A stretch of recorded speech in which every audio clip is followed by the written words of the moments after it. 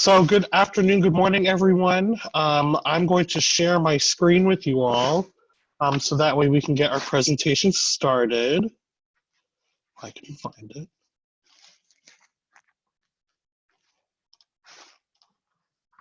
All right. All right, everyone. Well, good afternoon, good morning again. We are the TPE Recruitment Development Team. So just to reintroduce ourselves, I am Dr. Tim Layson. I serve as an Associate Director of Residence Life at Santa Clara University in Santa Clara, California, and then I will let my chair introduce herself. Hello, everyone. My name is Arian Mickles. I serve as the Associate Director for Recruitment and Staff Development at Loyola University, Maryland.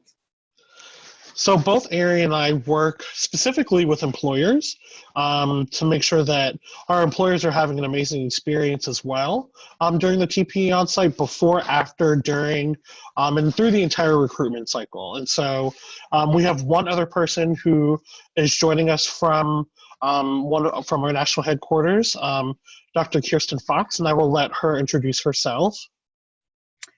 Hi, everyone. I'm Kirsten Fox. As Tim mentioned, I am the Director of the Placement Exchange.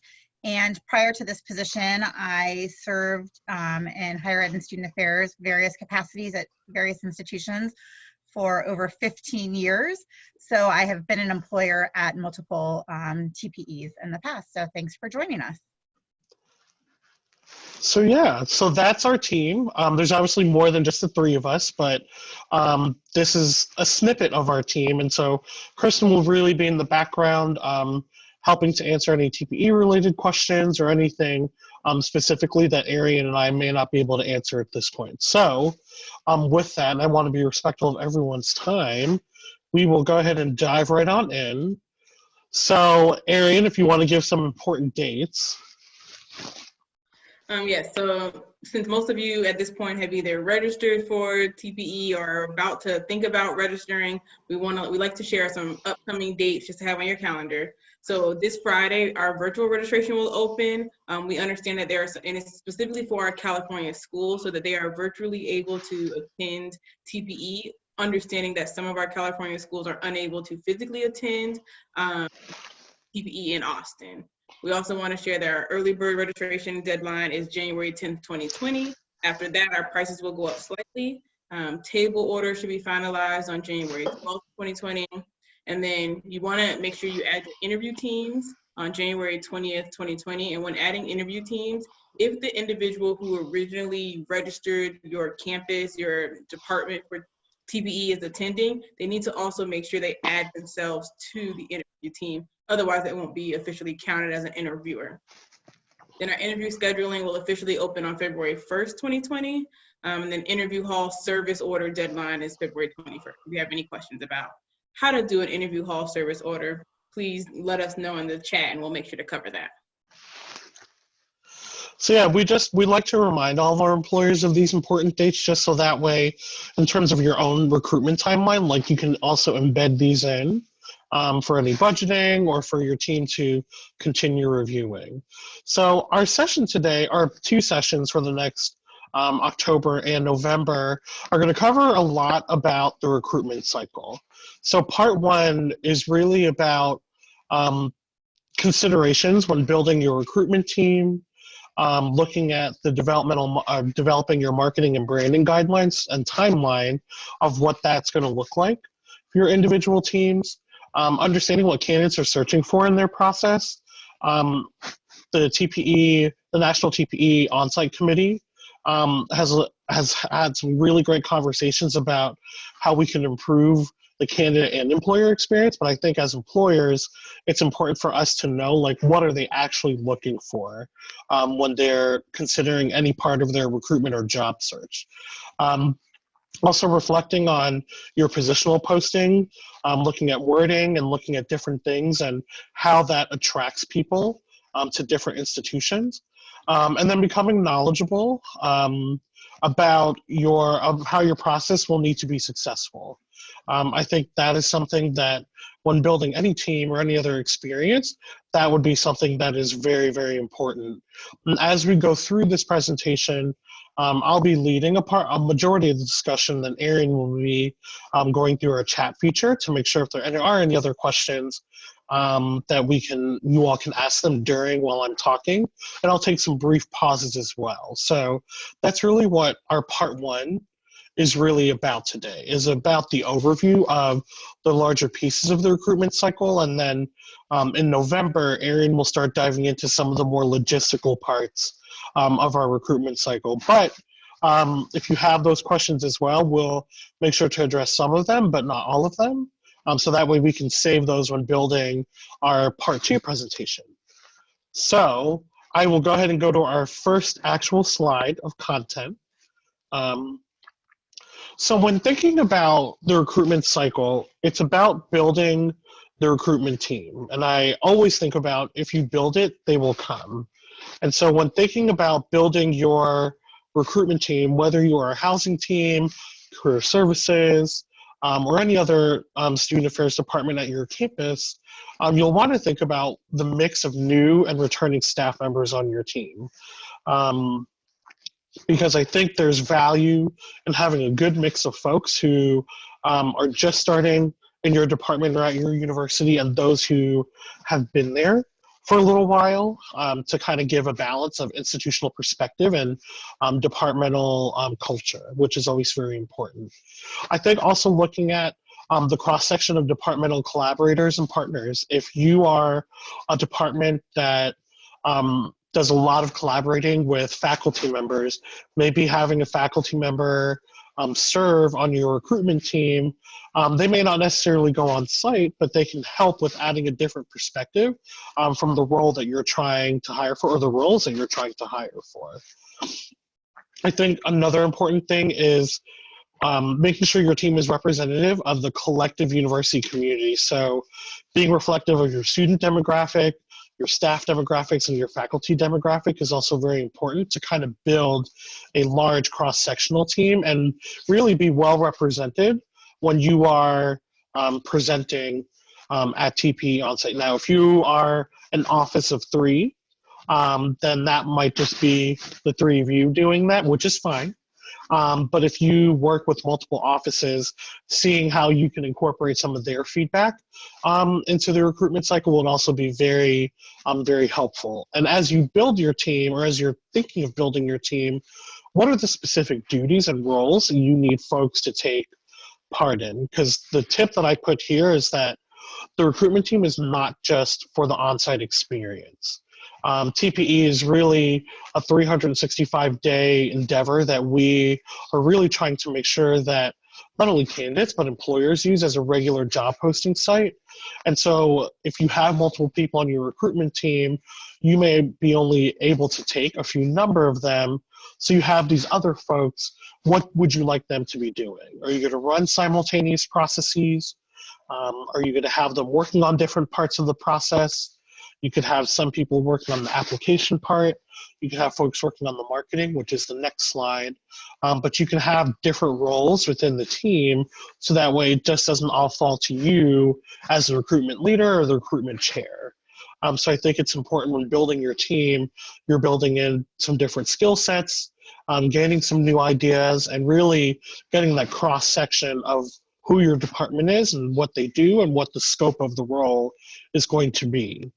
So those are just some tips on building your recruitment team, which I've always found helpful. So the way we've structured this is between Ari and I, we've served on multiple recruitment teams, either as the chair of recruitment teams or being a member of them. And so this is the kind of cycle that we have seen over the last couple of years. And these are things to consider when building your team. So one of the important things that's really key to your position being filled is obviously getting the word out there. One of the key elements that I haven't always thought about, but I now think about is what are your institutional branding guidelines? So if your institution has specific fonts that they like to use or specific colors of the institution, at Santa Clara University, we have a specific maroon color that we use. It's PSMC 207. And so depending on your institutional branding guidelines, that'll be something that is really important to ask about. Like, what are things you can use? What are images that you're able to use? And they may have stock images that work for a lot of different things to stay consistent on university branding. So an example that I put the picture here where it says work with ASU, this was our institutional branding that we were able to secure through our branding and guidelines through our student services division, and that was university approved. So the background of the picture where the students are jumping in the air is also a picture that students will see on campus for different admission days. So the university wanted us to be consistent with how we brand coming to work at Arizona State University. And as you can see there at the bottom, there's a tiny URL link that was also university brand line approved to ensure that the hashtags and like all the social media was on point with each other. I think once you're starting to get the word out there, what does your social media approach look like? A lot of candidates, and I'll just tell you from personal experience, a lot of candidates will share with us very openly that the first thing that they'll do is look at social media. So what is the social media that's portrayed either through Instagram, Twitter, or Facebook, which are the three larger social media platforms that a lot of candidates use. How's the institution portrayed out there and what's going out? And how are those things being shared to generate more traffic to the social media? I also think referrals through personal and professional networks. As you can, if you're a member of the Student Affairs Professionals Facebook group, there are a lot of folks who post different jobs on that Facebook page. There are also a lot of people who post via their Instagram. So I think, posting on those web pages is great, but sometimes you just send an email blast to your personal and professional network saying like, hey, we have this really great job opening, and I want you all to pass it on to folks who you think might be great candidates for this position. That's something I did all the time. I know Erin has done it a lot of the time in our positions and where we sit. And that's how we attract a lot of great people, sometimes through that personal reflection. And then another great thing that I've always done is every year, depending on what we're trying to do for our positions that we were hiring for, our recruitment committee created what's called canned go-to posts. So if we were posting something on social media, like Facebook, for example, everyone's Facebook post, whether it's on their individual page or in a group page that they're in, they're all the same. The wording is the same. The pictures are relatively the same with varied options, depending on what's been approved or not approved. But I think that is something that will save you so much time and so much effort at the beginning if you work on, what are those marketing approaches that you would like to get out there for your different positions that you're hiring for, so that way you're not having to reinvent that wheel the whole time. Because getting the word out there is really almost half the battle, and making sure that people not only see your post, but also clicking on your links to go to the application website, the HR website, and all of those things. So I know I've just thrown out a lot of content. I wanted to see if there are any questions that have been brought into our chat feature or that Erin's been able to gather.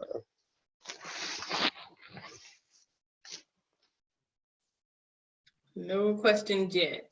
But I would add also when it comes to the marketing is making sure that your marketing matches the brand that you want to send out, especially as it relates to the position. And then a lot of things that different departments and institutions are doing now as it relates to branding is adding in some of those benefit pieces so that folks don't have to go searching for what your benefits are related to the role.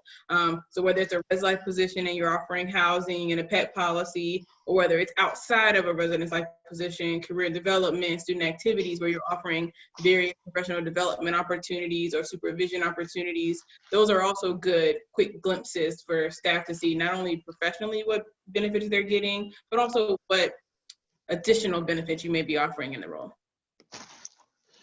Yeah, and I think that's super important, and we definitely covered that within this presentation. Like the information that you put on your positional posting is also really key because that is also like your position description is the best form of recruitment and branding because pictures are great and taglines are awesome and seeing the university charter is great, but if your positional description doesn't match all of that, then a candidate might get confused and may or may not apply for your position. So branding is not just the pictures that you put all together and the posts that you make, but it's also the actual application as well.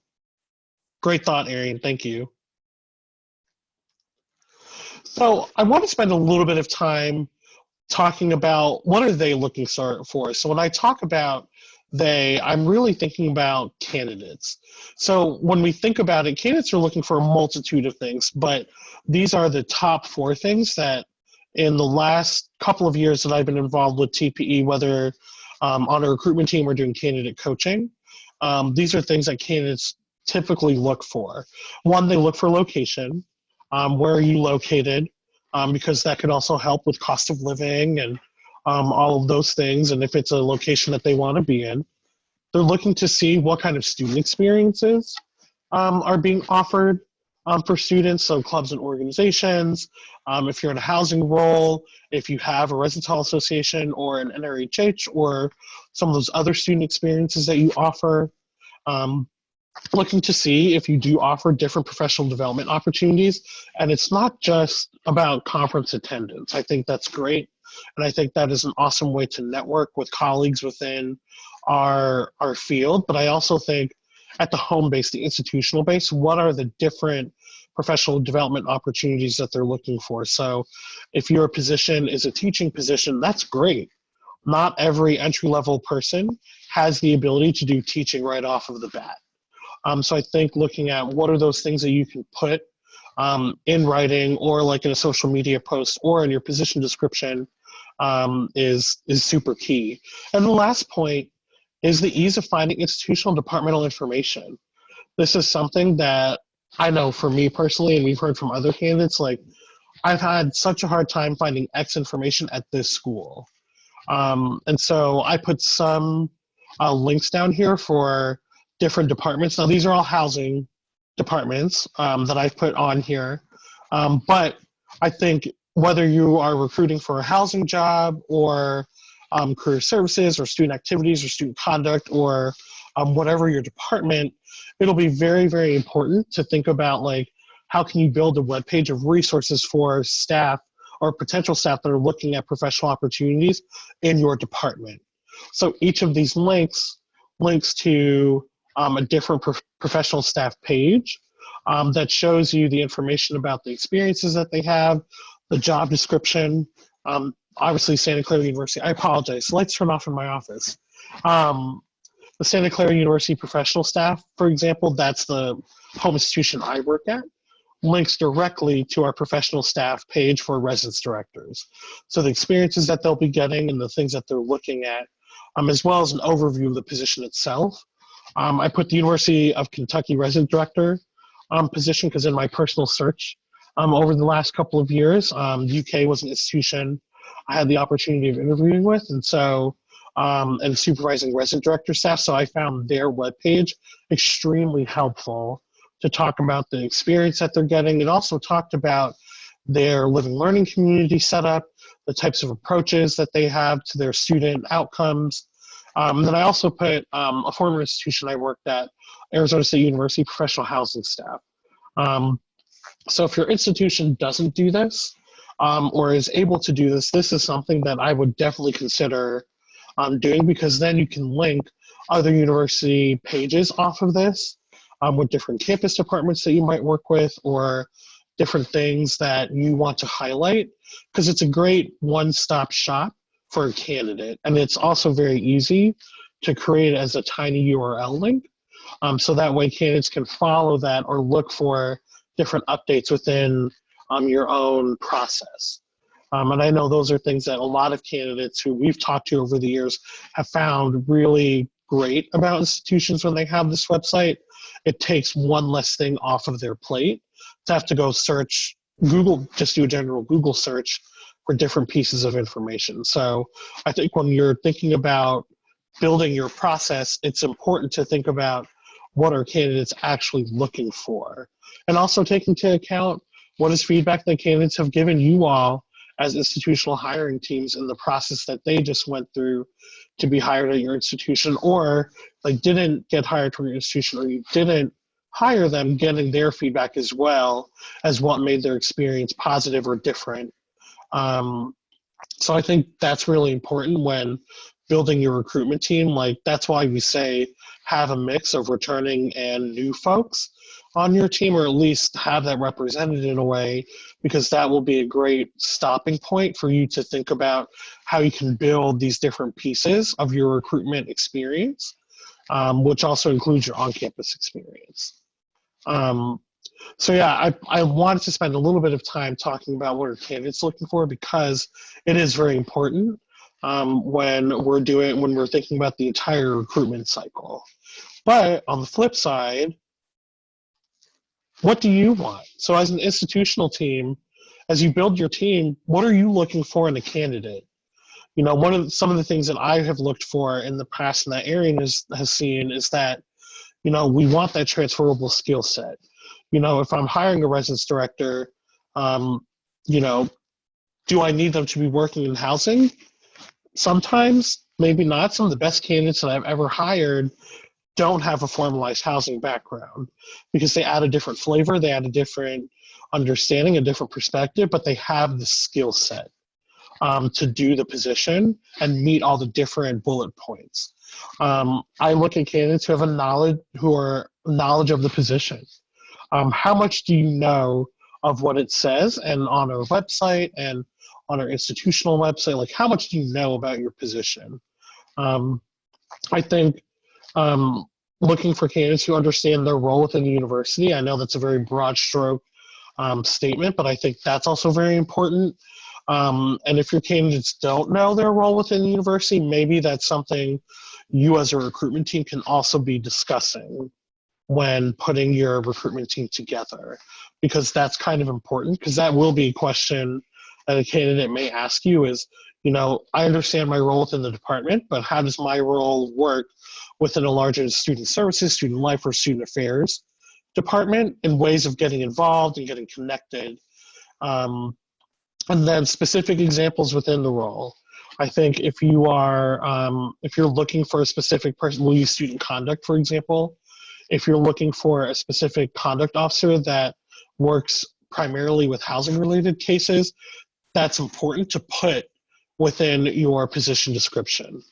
They may not be always working with housing-related conduct cases because they're housed within the Office of Student Conduct or Rights and Responsibilities, but their primary role is to work with housing conduct cases. So being able to talk about those things, and if this person will be serving as an advisor for a different student organization or an organization within your department. So if this person will be advising or supervising peer educators, how are they going to work with them, and what is their scope and role within that? If they're going to be doing assessment, what is that? So defining some of those things out, so then that way that will influence the transferable skill set that you need to be looking for in a different candidate when it comes to the recruitment cycle. So I will take another pause right there and see if there have been any questions or any other thoughts that Arian wants to share with us. No questions at the moment, but I think you hit the nail on the head about really knowing and understanding what it is that the candidates want to know. And kind of, I think a good thing to ask is your current team, things that they would have wanted to know when they were candidates or they felt wasn't covered when they were candidates, so that you have that context as you're moving forward with your new candidate, especially those staff members that are in the role currently. Yeah, that's super, super important when looking at that, because you got to get that feedback somehow from your team or candidates or somewhere. I think actually that next slide kind of covers it. So when thinking about the recruitment process itself, I think one important piece that I always like to point out to people is that HR will dictate the application process because they want to make sure that it's equitable and that folks are able to go to it, and will give you some of the beginning framework, but you shape the interview experience as a recruitment team. So one of the processes that I suggest is a start, stop, and continue process. Um, Something I picked up along the way a couple of years ago. And really what it is that it's how I do it. I put 3 pieces of sticky paper on the wall, and I give my staff Post-it notes. And you can use this with recruitment. You can really use it with any process. But with recruitment specifically, when you're thinking about start, the area of start, what are things that you want to try new in a recruitment process? So if you're looking to go paperless, how do you want to incorporate that into your recruitment process? So that's like a starting of a new idea. So different things like that.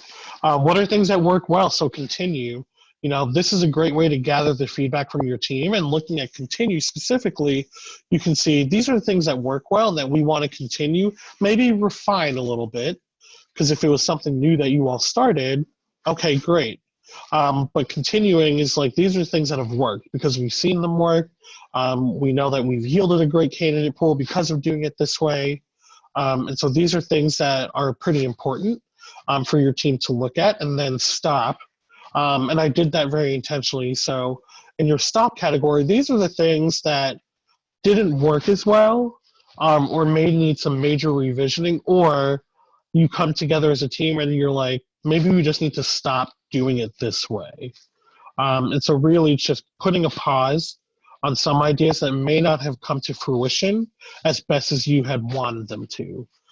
So I think it's important that as you begin the recruitment process, you look at the start, stop, and continue continuum, because it allows you to see visually where your team is at. If you have a lot of things in your continue and not many in start, then that's a really good indication that your process is probably working for your institution and your department. If you are really heavy in the stop category, then maybe it's starting to think about, okay, how can we take some of these stops and turn them either into new ideas or revisioned ideas, or how can we make a process better? So I think as a recruitment team, these are discussions, and really that is the first discussion that I have with any of the recruitment teams that I've ever chaired, is really thinking about like start, stop, and continue, and how this works for us right now. Because if it's not yielding the results that we've wanted, then we have to think about a different strategy. And that's okay. If you need to think of a different strategy, that's definitely okay. But part of what plays into start, stop, continue are positional posting wording. So I think Ari and I have really touched on this a lot, but the way you word your positional posting can either attract or deter candidates from applying for your position. Because if it's too vague, they may not be able to literally see themselves within the role or really truly understand what it means. But if it's too much, it might look overwhelming. So I know that that's a really tricky balance. And, part of your positional posting and wording is really dictated by HR, like how much information you have to put. For different institutions, there are certain HR bullet points that have to go into every job description based on the scope and role of what they do. But where in your position description are you able to add, take away, or re-clarify different things? Because that's really, really important. I think that's the number one thing we hear from candidates is like, this positional posting is either too wordy or too vague. And even the institutions I've worked at, like we've found a good balance, but we still sometimes, like, there's some points on the position description that are just sometimes too vague, that are very hard for us to put onto paper. So we make sure we highlight that in the interview process. I still think as you're beginning your positional posting or what you're going to be putting, how are you scoring and application screening rubrics?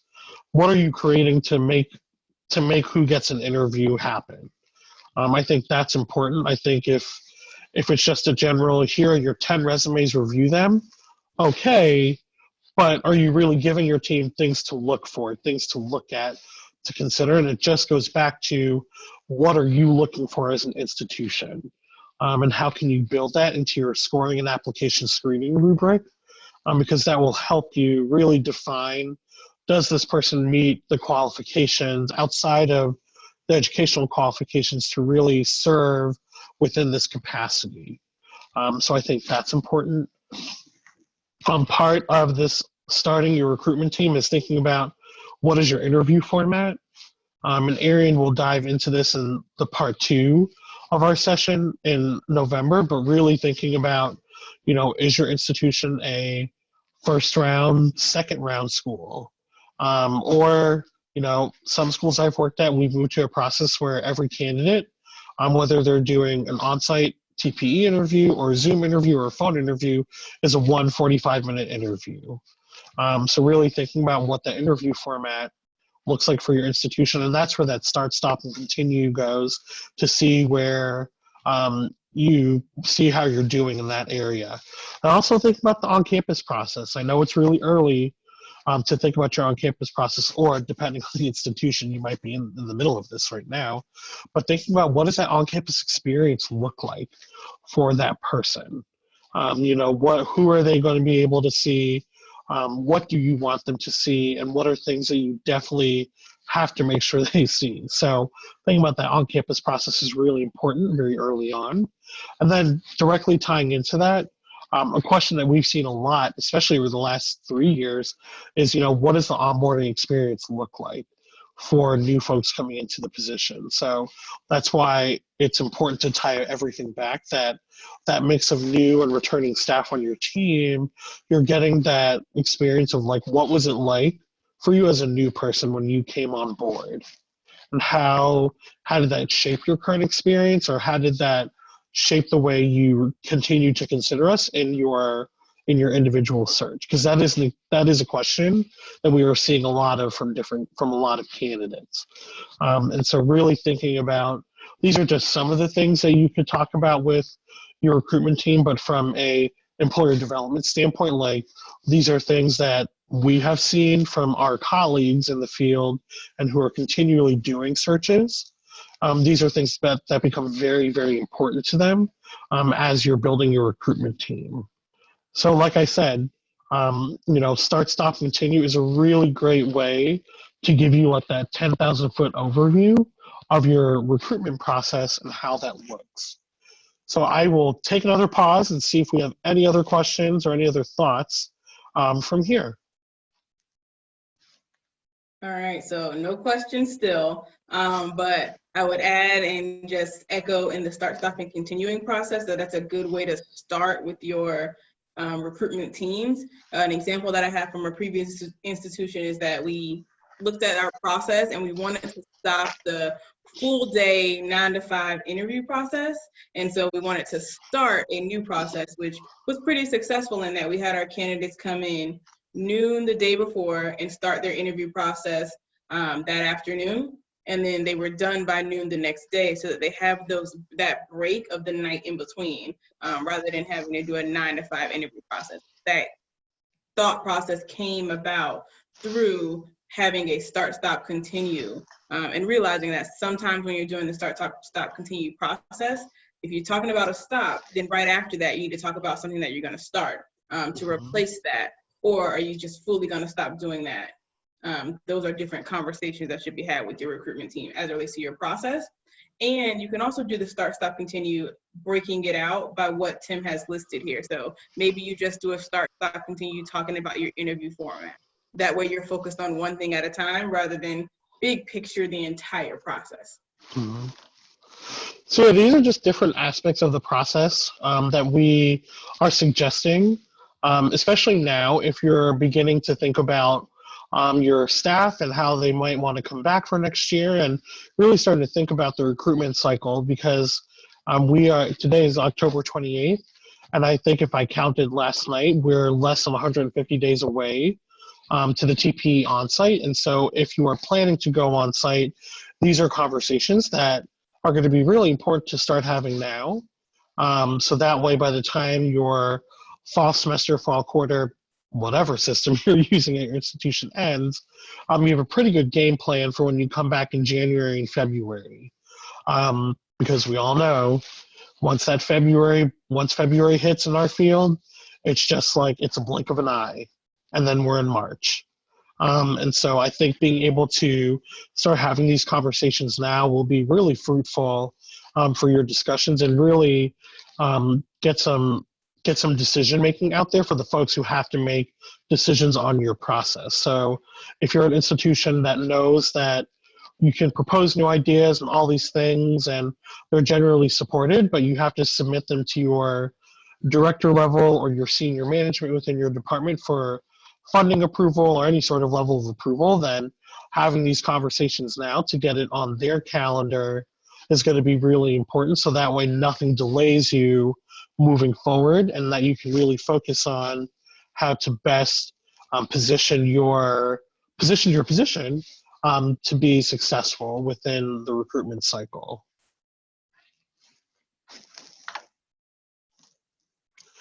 So I'm going to turn it over to Arian.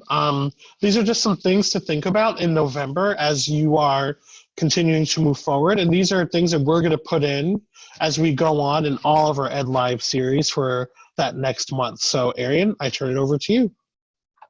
All right, thanks, Tim. So yes, as Tim said, we like to end or have a portion of our sessions really talking about what you should be thinking about as months are coming up in preparation for the TPE on-site event. So one thing we say that we talk to some of our colleagues, and also in Tim and I's experience on recruitment teams, is thinking about your candidate communication plan. Now that you've posted your job on the TPE site, or you're about to post your job on the TPE site, you really want to think about what is our plan for communication. The biggest thing, or one of the biggest things we hear from our candidates, is that they're not hearing back from schools in a timely manner, or they don't know what's going on, and they're also very nervous about how do they communicate or contact you all. And so really thinking about and having it earlier rather than later can be very beneficial. So how are you communicating with your candidates? Once they submit an application, is there an automatic email that goes back to them saying that you've acknowledging their application and that you've seen it? Or are you waiting for a specific time to communicate with all your candidates? And then also think about which steps are you communicating with candidates? Are you communicating with them after an application to all candidates that apply? Or is it you're only reaching out to the candidates that you are interested in interviewing? And then once you've interviewed a candidate, when is the communication for that? Are you going to plan ahead and say, our interviews are taking place during this week, we'll communicate with each candidate by this specific date, letting you know whether or not you made it to the next round? So just really talking to your team and thinking about and being very specific on what your candidate communication plan is. I know currently where I am and in previous institutions, we sent a full communication plan as soon as a candidate applied, so that they knew what dates they should be expecting to hear from us. And then if our dates change, because as we know, working in student affairs, working in higher ed, our dates can change, things can come up. We communicated again with all of our candidates, just saying, you know, our timeline has changed, here are the updates. And then when it got to the end of our process, any candidates that we weren't moving forward with, we made sure to let them know that we're not moving forward with them, because it's very interesting to hear from some of our candidates that they will get a no thank you email a year later after they've applied to a job. And so making sure that we're communicating as swiftly as possible, but also working with our human resources department, if they're the ones who do the communication, to also make sure that they're communicating in a timely manner. The other thing, as Tim mentioned earlier in the presentation, is marketing your roles. You want to make sure that you have developed a strong marketing plan, and then you execute that marketing plan falling in line with whatever your institution's guidelines are.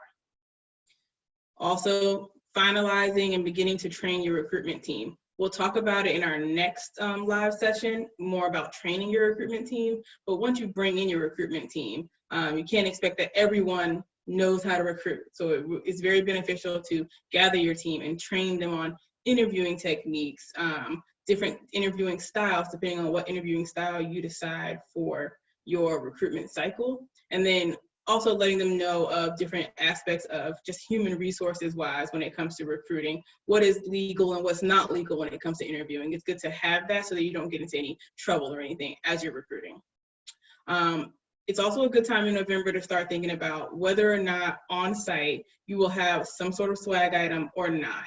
We know that swag can be expensive, depending on institutional funding. So it's a good time to start thinking about, if you are going to have swag, what is your swag going to be? How are you going to get it on site? And are you going to have swag that is given to just on-site candidates? Or will you also give swag to candidates that aren't on campus? Or are you saving your swag only for your on-campus candidates or on-campus interview candidates? So it's a good time to start talking to your recruitment team about, are we a swag or a no swag campus? And we'll talk about swag a little bit more also in our next live session.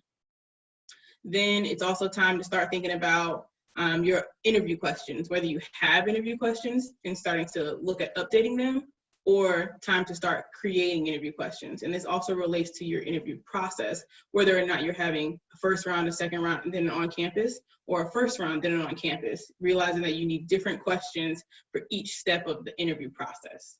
And then overall, it's the candidate experience that you hope to create. It's a good time to think now and kind of work backwards on, by the time a candidate finishes within our recruitment process, what experience do we want those candidates to have?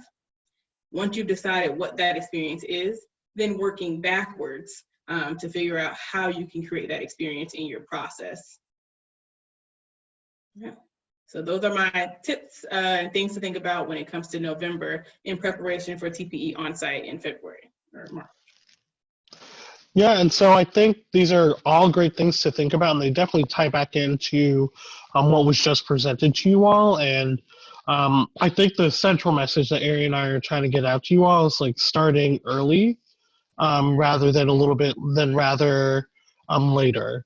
Because I think as we get closer to the end of the fall semester, the fall term, it just gets busier and busier. And so I think being able to set yourself up now for your recruitment success will be really to your advantage. It's a lot of front work, but when you get into the actual screening and process and like all those things, it'll be so much easier when you have everything delineated out. Speaking of our next session, our next Ed Live session is Monday, November 18th. If you haven't caught on, we like Mondays at this same time. So 2 p.m. Eastern and 11 a.m. Pacific. That is when our next the recruitment process part 2 will be taking front. Ari will be leading that session for the most part. And then we'll be trading off. And so just kind of put that out there as a save the date, because you should want to hang out with us for an hour. We're pretty great. And then if there are any final questions or thoughts, I do want to mention something that Kirsten had put into the group. Virtual registration is only an option for employers from California institution who restrict funds to travel to Texas due to policies or procedures within their institutional guidelines. And so it's not just open to every California school. So, but if you have any individual questions about the virtual process, please feel free to email Kristen directly or the employer's TPE email. So that way we can get those questions answered for you. So just want to make sure that I put that out there, because Kirsten did put that into the chat. But I wanted to make sure I voiced it, so that way it's a reminder for everyone. Are there any other questions or any other thoughts from you, Arian? No other questions from me or thoughts. You did a great job, Tim. Thank you. Well, and thank you to everyone who's been here for the last 45 minutes that we've been chatting. It's a lot of great content that we've shared, but hopefully it's helpful and you can take it back to your teams. You'll see some of our social media links down here. If you don't follow us, please follow us on Facebook. And there was a Twitter bird there, but for some reason it went away. Facebook, Twitter, and on Instagram. And then our email, the employers@theplacementexchange.org, is also listed there. So if you need anything from us, please feel free to shoot that out to us, and then we'll get you information in the coming months about one-on-one hours and different things like that. But seeing no other questions in the virtual chat, I will go ahead and end our time. Again, this is being recorded for all of you, so it'll also be posted to our YouTube page and the Facebook page once we get it processed. And so be on the lookout for that. But if you have any other questions, please, please, please feel free to connect with us. We are here to ensure that you, as employers, have a great experience, just like our candidates. And whatever Arian and I can do to really help facilitate that, that's what we're here for. We want to make sure that you know us as a resource, and that if there's anything you need, that we can take a look at it and see how we can make it happen. So with that, I thank everyone for their time, and I will stop sharing my screen in order to pause the recording. But again, just want to say thank you to everyone who joined us virtually on this session. And if you have any other questions, please let us know. Have a great day, everyone. Thank you. Have a great day.